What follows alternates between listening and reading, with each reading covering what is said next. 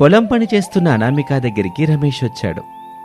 అనామిక అని అనామికాని పిలిచాడు.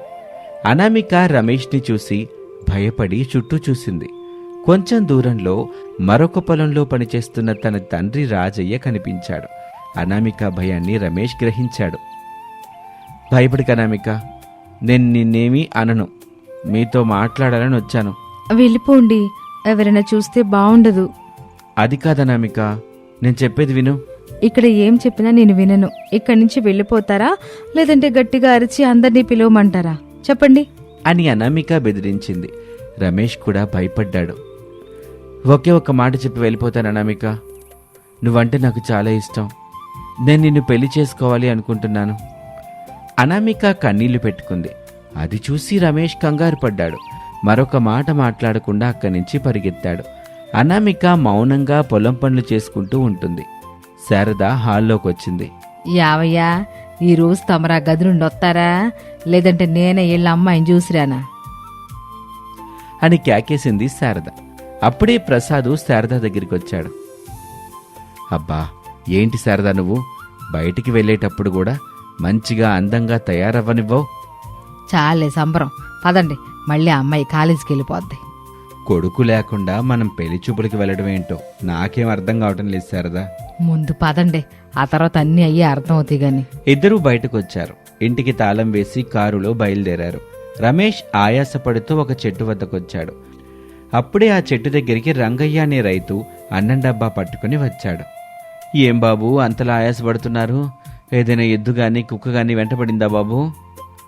లేదు లేదు రంగయ్య, నేనే అలా ఊరికే పరిగెత్తుకుంటూ వెళ్ళొచ్చాను. సరే బాబు, అన్నం పెట్టమంటారా? ఏం కూర చేసి తీసుకొచ్చావు రంగయ్య? అసలు వంటలు ఈరోజు మా ఇంట్లో చేయలేదు బాబు, మా పక్కనుండే అనామిక తల్లి చేసిచ్చింది అని చెప్పాడు. రమేష్ ముఖం సంతోషంతో వెలిగిపోయింది. ఏమంటున్నావు రంగయ్య నువ్వు? నిజమే చెప్తున్నాను బాబు, మా ఇంటి దానికి ఒంట్లో బాగోలేదయ్యా, ఆసుపత్రికి తీసుకెళ్లాలని వంట పనిని అనామికకి చెప్పాను. మహా తల్లి ఏమాత్రం కోపం తెచ్చుకొని బంగారు తల్లి. అవునా? ఎవరు? అనామికనా? అవును బాబు, మన ఊరికి రోడ్డు వేయడానికి వచ్చిన కాంట్రాక్టర్ బాబుకి వంట చేయమని చెప్పి వెళ్ళిపోయారు. ఏం చేసిందో ఏమో తెలియదు కానీ ఆసుపత్రి నుంచి రాగానే అన్నం డబ్బాని తీసుకొని వచ్చేశాను అని చెప్పాడు. రమేష్కి ఆకలి వేసింది. అనామిక చేసిన వంటలను తినాలనిపించింది. పెట్టు రంగయ్య, తింటాను అని చెప్పాడు. రంగయ్య ఆ చెట్టు కింద అరటి ఆకు వేసుకొని అనామిక చేసిన వంటలను వడ్డించాడు. రమేష్ కూర్చొని మురిపెంగా వంటలు చూశాడు. నోట్లో నుంచి లాలాజలం కారింది. ఆహా, చూస్తుంటేనే నోరూరుతుంది. రమేష్ సంతోషంగా తింటూ ఉంటాడు. రాజయ్య అనామిక దగ్గరికి వచ్చి, అన్నం తిందాం పదా తల్లి. నాకు ఆకలిగా లేదు నాన్న, నువ్వు వెళ్ళి తిను. అలా అనుకు తల్లి, కొంచెం తిందు గాని పదా అని బ్రతిమిలాడాడు. అనామిక ఒప్పుకుంది. రాజయ్య అనామిక కలిసి పొలం గట్టుని కూర్చొని అన్నం తింటుంటారు. శారదా ప్రసాదులు ఒక ఇంటికి వెళ్లారు. అక్కడ రమేష్ కోసం ఒక అమ్మాయిని చూశారు. అమ్మాయి నల్లగా ఉండటంతో వాళ్ళకి నచ్చలేదు. దాంతో నిరాశగా కారులో తిరుగు ప్రయాణమయ్యారు. 2 రోజుల తర్వాత ఒకరోజు సాయంత్రం రాజయ్య ఇంటి ముందు కారు ఆగింది. అందులో నుంచి రమేష్ దిగాడు. అతన్ని చూడగానే రాజయ్య ఆశ్చర్యపోయాడు. రమేష్ బాబు, నువ్వేంటి ఇక్కడికి వచ్చావు? మీతో ఒక ముఖ్యమైన విషయం మాట్లాడడానికి వచ్చాను అంకుల్, లోపలికి రండి బాబు. రమేష్ లోపలికి వెళ్ళాడు. ఒక కుర్చీలో కూర్చున్నాడు. రాజయ్య సుజాత ముఖాలు చూసుకున్నారు. అప్పుడే అనామిక వాళ్ళ దగ్గరికి వచ్చింది. ఏం విషయం బాబు? రమేష్ నేరుగా అనామిక వైపు చూశాడు. అనామిక తలదించుకుంది. నేను అనామికని పెళ్లి చేసుకోవాలనుకుంటున్నాను. ఆ మాట వినగానే ఇంట్లో నిశ్శబ్దం అలుముకుంది. అనామిక ఒక్కసారిగా తలెత్తి రమేష్ వైపు చూసింది. ఆమె కళ్ళలో ఆశ్చర్యం కనిపించింది. బాధగా సుజాత కూడా కన్నీళ్లు పెట్టుకుంది. రమేష్ బాబు, నీకు అనామిక గురించి పూర్తిగా తెలియదు. ఈ విషయం చెప్పకుండా నిన్ను మోసం చెయ్యాలని మాకు లేదు. ఏం జరిగిందో చెప్పండి. అనామికకి ఇంతకు ముందే పెళ్ళయింది. కానీ దురదృష్టవశాత్తు తన భర్త చనిపోయాడు. అప్పటినుంచి మా కూతురు మా దగ్గరే ఉంటుంది అని చెప్పి కన్నీళ్లు పెట్టుకున్నాడు. అనామిక ఏడుస్తూ అక్కడి నుంచి పెరట్లోకి వెళ్ళిపోయింది. రమేష్ కాసేపు మౌనంగా ఉన్నాడు. రమేష్ బాబు, ఇప్పుడు నీకన్నీ తెలిసిపోయాయి. ఇక నువ్వు ఏ నిర్ణయం తీసుకున్నా మేము నిన్ను తప్పుబట్టాం. రమేష్ మాత్రం అనామిక దగ్గరికి వెళ్ళాడు. అనామిక, నీ గతం నీ తప్పు కాదు. నీ జీవితంలో జరిగిన దురదృష్టం కూడా నీ తప్పు కాదు. నేను నిన్ను ఈరోజు ఎలా చూస్తున్నానో రేపు కూడా అలాగే చూస్తాను. నా ప్రాణం ఉన్నంత వరకు అలాగే చూసుకుంటాను. అనామిక కన్నీళ్లతో అతని వైపు చూసింది. మనం పెళ్లి చేసుకుందాం అనామిక. ముందు మీరు మీ అమ్మ వాళ్ళకి నా విషయం చెప్పండి. ఆ తర్వాత పెళ్లి చేసుకునే సంగతి చెప్పండి.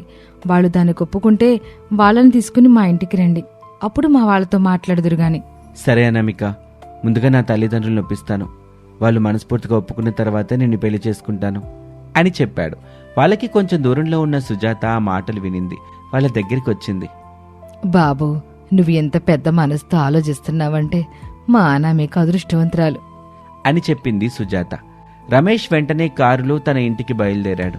1 గంట తర్వాత ఇంటికి చేరుకున్నాడు. తల్లి శారద, తండ్రి ప్రసాదు ఇద్దరినీ కూర్చోబెట్టాడు. అమ్మా, నాన్న, నేను ఒక అమ్మాయిని పెళ్లి చేసుకోవాలనుకుంటున్నాను అని చెప్పాడు. శారద ఆనందంగా, మంచి వార్త చెప్పావు బాబు. ఎంతకాలానికి పెళ్లి చేసుకోవాలన్న ఆలోచన నీకు వచ్చింది. చాలా సంతోషం అయ్యా అని చెప్పింది శారద. రమేష్ మాత్రం గంభీరంగా, అమ్మా, ఆ అమ్మాయికి ఇంతకు ముందే పెళ్ళయింది. శారద ముఖంలోని నవ్వు మాయమైంది. ప్రసాద్ కూడా నిశ్శబ్దంగా కొడుకు వైపు చూశాడు. తన భర్త చనిపోయాడు. ఆ అమ్మాయి పేరు అనామిక. అనామికకి 2వ పెళ్ళి. శారద కొద్దిసేపు ఏమీ మాట్లాడలేదు. నీకీ విషయం ఎప్పుడు తెలిసింది బాబు? ఈరోజు తెలిసింది నాన్న. నేను తనని ప్రేమించాను, ఇష్టపడ్డాను. పెళ్లి చేసుకోవాలనే నిర్ణయాన్ని చెప్పినప్పుడు ఈ నిజాన్ని నాకు చెప్పారు. బాబు రమేషు, సమాజం ఏమనుకుంటుందో ఆలోచించావా అని ప్రసాద్ అడిగాడు. నాన్నా, సమాజం మన కష్టాల్లో మనతో ఉండదు. మన జీవితాన్ని మనమే జీవించాలి. నాకు అనామిక నచ్చింది. ఆమె మంచితనము నచ్చింది. ఆమెను సంతోషంగా ఉంచగలనని నమ్మకం ఉంది. నీకు అమ్మాయి మీద అంత నమ్మకం ఉంటే మాకింకేం కావాలరా? రమేష్ ఆశ్చర్యంగా తల్లివైపు చూశాడు. అమ్మా, అంటే అంటే అనామిక మన ఇంటి కోడలుగా రావడానికి మాకెట్టాంటి అభ్యంతరం లేదు. ప్రసాద్ కూడా నవ్వుతూ, నీకు నచ్చిన అమ్మాయిని పెళ్లి చేసుకొని నువ్వు సంతోషంగా ఉండరా. ఆ అమ్మాయిని కూడా సంతోషంగా ఉంచు. ఇదే మా ఆశీర్వాదం అని అన్నాడు. 2 రోజుల తర్వాత శారదా ప్రసాదులు రాజయ్య, సుజాతల ఇంటికొచ్చారు. అనామికాని చూశారు. కుందన బొమ్మ వాళ్లకు కూడా బాగా నచ్చింది. శారద అనామిక దగ్గరికి వెళ్ళి ఆమె చేతిని పట్టుకుంది. అనామిక, నీ గతం గురించి మాకు తెలుసు. కానీ ఇకపై నువ్వు గతాన్ని గుర్తు చేసుకొని బాధపడాల్సిన అవసరం లేదు. నువ్వు మా ఇంటికి కోడలుగా కాదు, మా కూతురుగా వస్తున్నావు. నిన్ను మనసులో పెట్టుకుని మేము చూసుకుంటాం. నేను మీ మావయ్య ఎప్పుడు నీకు అండగా ఉంటామమ్మా. ఆ మాటలు విన్న అనామిక కన్నీళ్లు పెట్టుకుంది. అత్తయ్య, నేను మీకు మంచి కోడలుగా ఉండేందుకు ప్రయత్నిస్తాను. నాకు మంచి కోడలొద్దమ్మా. నాకు మంచి మనసున్న కూతురు కావాలి. ఆ మాటలు విని సుజాత కూడా కన్నీళ్లు పెట్టుకుంది. అనామిక, నీకు ఇలాంటి అత్త దొరకడం నీ అదృష్టం తల్లి. పెళ్లి చేసుకో. అదృష్టం నాది కూడా వదినా.